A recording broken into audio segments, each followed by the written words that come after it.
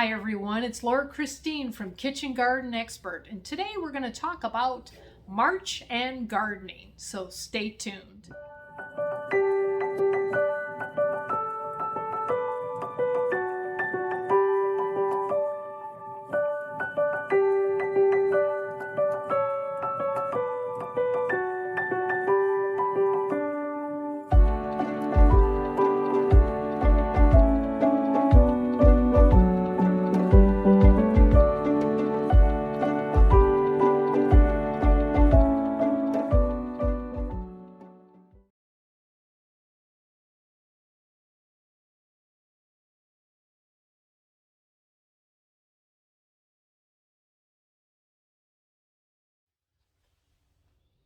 March is one of those months where the weather can't decide whether it wants to be warm, cold, humid, hot, blustery.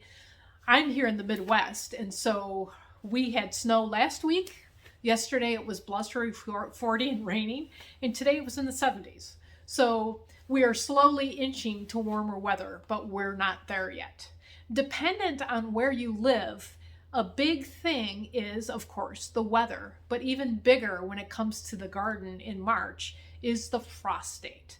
The frost date determines when we start our seeds indoors, when we plant our seedlings outside, and when we direct sow our seeds. So this video just kind of is going to touch on little caveats dealing with March, because I really couldn't narrow it down because I've got viewers from all over the place. So these are just a few things to keep in mind with March and your garden.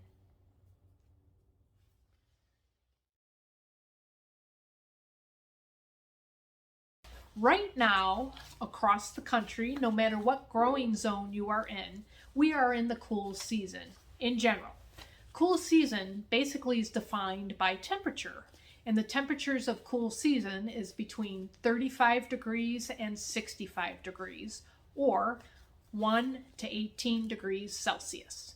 So the crops that grow in the cool season are plentiful, and I just made out a list of what can you grow in that time. So we've got lots of lettuces, arugula, romaine, radicchio. We've got buttercrunch grows in the cool season. We've got garlic and onions and chives, beets, Swiss chard, spinach, radishes, sugar snap peas, carrots, dill, cilantro, parsley, and fennel. We also have arugula, broccoli, cauliflower, cabbage, kale, and kohlrabi. In addition to all of that, oregano, sage, and thyme grow in the cool season. These are all cool season crops, and it's quite a list. Now, each crop has different requirements, but the main thing you need to know first before you start something from seed or before you plant a seedling is to know your last frost date.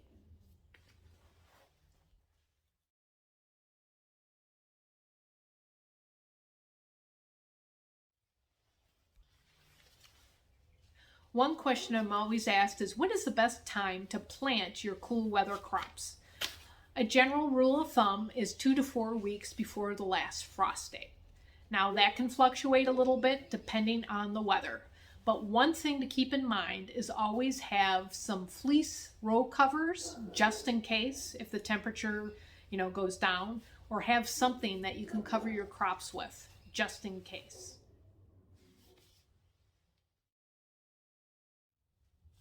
So what can you start from seed? You can start things like artichokes, broccoli, cauliflower, cabbage, dill, endive, kohlrabi, kale, leeks, lettuce, onions, oregano, radicchio, sage, Swiss chard, thyme. All of those you can start from seeds to grow seedlings.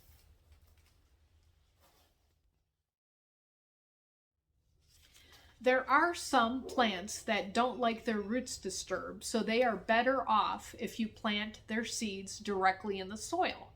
And those plants are carrots and parsnips, radishes, and there are some lettuces that are kind of temperamental.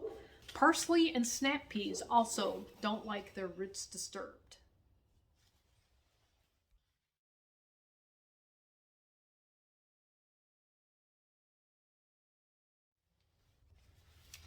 I always love to plant organic heirloom seeds.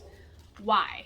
I like organic because organic principles basically the grower does not use chemical fertilizers or pesticides, which gives you a healthier plant. And I also choose heirloom because heirloom have been around for at least 50 years. These types of plants, the seeds from these plants have been passed down from generation to generation. What happens with an heirloom, which is really cool, is you've got a really sturdy type of plant because it's almost like they get refined at every time they grow and produce seeds. So you have a really good, you've got real good varieties that are very reliable. When you take the seeds from those heirlooms, you'll get the same exact copy as what you grew the season before. So that's why I choose heirloom and organic seeds. A few of my favorite organic heirloom seeds that I love as far as cool crops. I love onions, I love broccoli, and some of my favorites, for example, I love the Ishikara. It's an organic heirloom onion. It's called a bunching onion, which basically means it doesn't form a bulb. A bunching onion is like a big green onion, and these Ishikara get to about 2 feet high. They need full sun. They basically are ready for harvest. It's a short season for them, so it's 40 to 50 degrees, or I'm sorry, 40 to 50 days that you can harvest them, and they need to be in 45 to 80 degrees. So you can plant them early, which is really cool. Early spring, you can plant these. And I usually try to plant my Ishikara 3 to 4 weeks before the last frost date.